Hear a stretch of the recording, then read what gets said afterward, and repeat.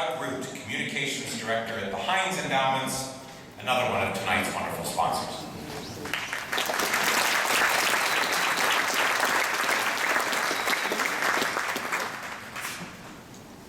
Thanks, Rick. I think it's fortunate, really fortunate timing that this event is happening at the end of April, with memories still fresh about how critically important volunteerism is to how we define ourselves as a country and how we see ourselves as Americans. After all, it's been a really tough month for volunteers, right? There are the emotionally wrenching images taken within minutes of the Boston Marathon bombing, doctors, nurses, community residents, running club members, and so many others.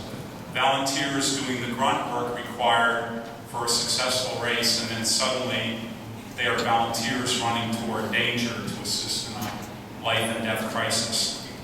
And there are similar stories told about the volunteer firefighters and paramedics in the West Texas fertilizer plant fire, and the thousands of volunteers working to save communities along the Mississippi from rising floodwaters. In these dramatic events, the character of people who become the volunteers are called to heroic service, and that's celebrated. But the real work of volunteerism, the lasting work, as we all know from the stories we've heard here so far tonight, rarely gets tied to such drama. It is plotting, behind the scenes, and mired in details. The stories are about missed meals and hours of meetings and hunts for funding and the doing of the mission. And that's why we at the Heinz Endowments and our board chair, Teresa Heinz, especially, who has been a member of the board of selectors for the national awards, have loved being a part of the Jefferson Awards program. It allows all of us to recognize the huge quality of life improvements that happen every day outside the spotlight, at the community level, legions of volunteers dedicated and so creative in finding ways to fulfill their missions. And speaking of creativity and dedication, at the top of that list has to be our sixth honoree, Jamie Holmes.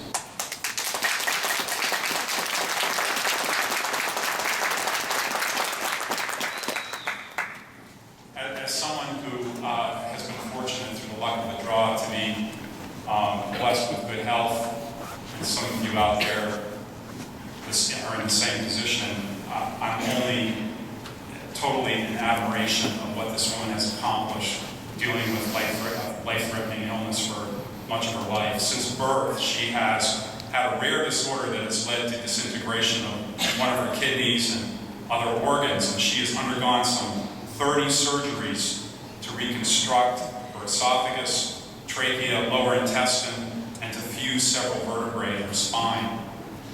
Despite the medical ordeals, and because of the difficulties she's faced, Jamie founded an organization called Jamie's Dream Team.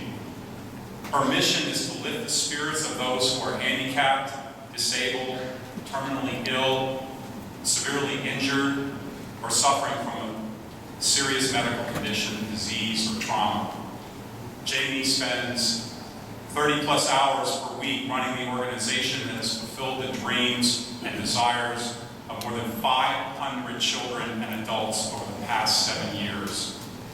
Jamie and her team have sent families to Disney World, NASCAR races, Fenway Park, and even sent music fans backstage to meet Kiss and the Canadian singer Avril Lavigne. Please, why don't we run the video and we can learn more about Jamie now. My name is Jamie Holmes. I founded Jamie's Dream Team in 2005. We grant dreams of terminally ill and severely injured children and adults, or anyone suffering from a serious medical need. I was born with a Vater syndrome. I've had several operations throughout my life, and my passion and mission is to help others with illness. Providing dreams for others keeps me going every day. It keeps me at the hospital, it makes me feel better to help other people, and keeps my mind off my own illness. We've done meet and greets, we've done parties, we're working right now on awards. mommy's bucket list. We've done weddings, bedroom makeovers, anything that you can dream of. We're not just an organization. People jump on board and they want to help.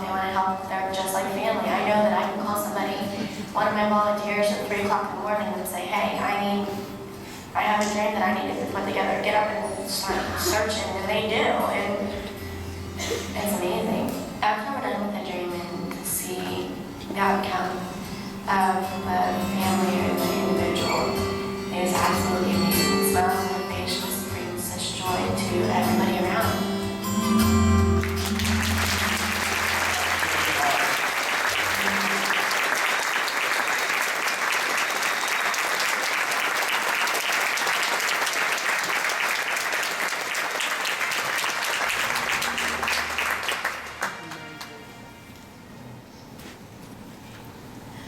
I want to thank you all tonight for having me here among so many wonderful people. Everybody here on stage, how could I even compare? Everybody in the audience, all the other 50 members of this wonderful award, it's an honor, it really is.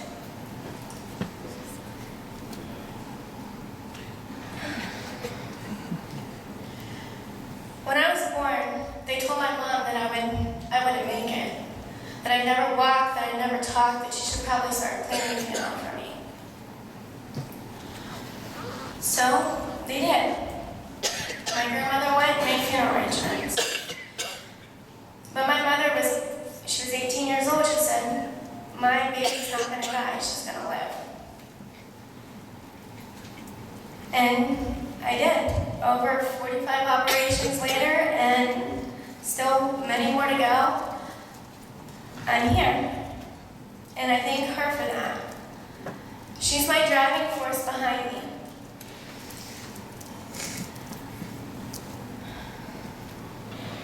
When I thought that I was going to give up, and I thought that I was different than other people because of some of the things that I overcome, she says, you're not different.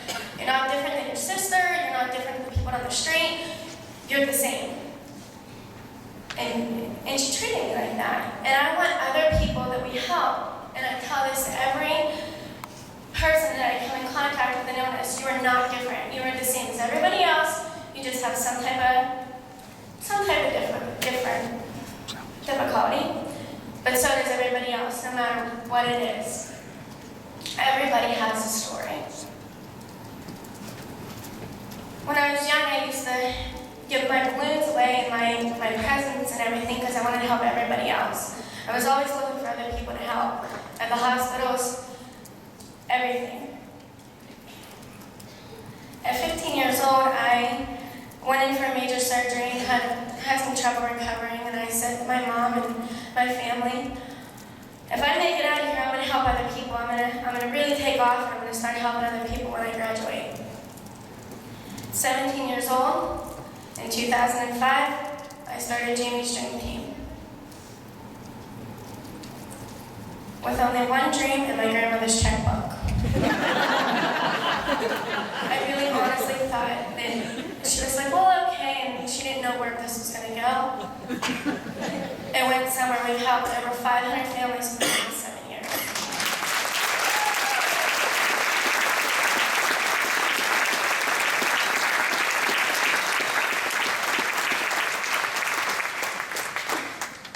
And it continues to grow every day. I have a new family now. 2 years ago, maybe 3 years ago, no, 2 years ago, I'm sorry. A woman called me out of the blue and she said, my son, he decorates my house every year. He volunteers his time. And he went out, and he's my age, his name's Tim Harf. And he goes and he puts all his money away. And he decorates his house and he collects donations for organizations and he wants to help you. I said, oh my goodness, this is wonderful. This is like the biggest donation we've got. Okay. Well, that lady, Cindy Harf, nominated me for this award, and she's like my second mother now. And she's absolutely amazing. I will call her at 3 o'clock in the morning and say, Cindy, we have something to do, and she'll say, well, let's get it done. And even though my mom, I wake her up too, and I'll say, hey, we have something to do. And she'll say, just go back to sleep, it'll be okay. So, I mean, she tells me no, and who do I go next to? Cindy. Cindy's like, okay, I'm on board, let's do it. Kentucky. I went to Kentucky in December. There was a little boy there, we were contacted in November, and his house was full of black mold. They had to take everything out. He was on ventilators and so on and so forth. And they said, we need our house done. I said, this little boy's gonna be able before Christmas. My whole board said, you're nuts. There's no way. I said, yeah, I'll do it, just you'll see. So, within 24 to 48 hours, I had all the wood donated and all the materials and building supplies. And of course, Cindy was on board. And away we went to Kentucky with probably 20 volunteers. These volunteers become like a family to me, and I want to thank them so much for everything that they do, for dealing with me especially, because I know that I'm not the easy person to deal with. I'll just tell them to do this and then do this at the same time, and they don't even know where to go. Poor Tom, he also nominated me for this award, which I met him, and he was, in a weird way, actually, on the internet. I'm not a weird internet baby. I had surgery in 2011, and I was so against having the surgery. And I'm still against having the surgery because I'm going to get it fixed, we'll say. But this surgery brought me so much good. I met Tom, and he had an illness too, and he said, hey, I'm going to help you.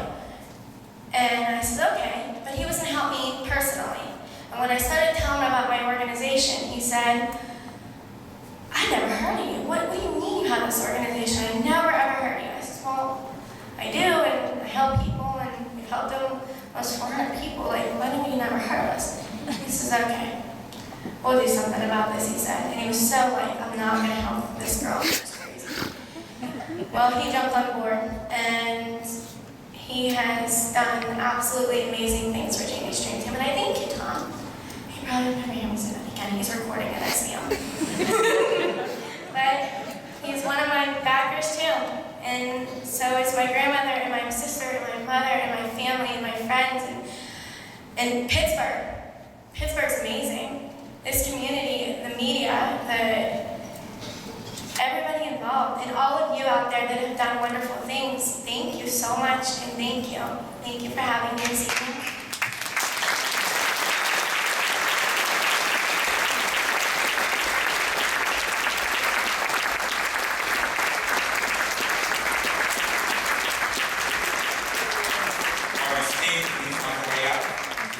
Jamie and her work to make dreams come true for others, the Snavely Family Fund has agreed to donate $1,000 to Jamie's Dream Team.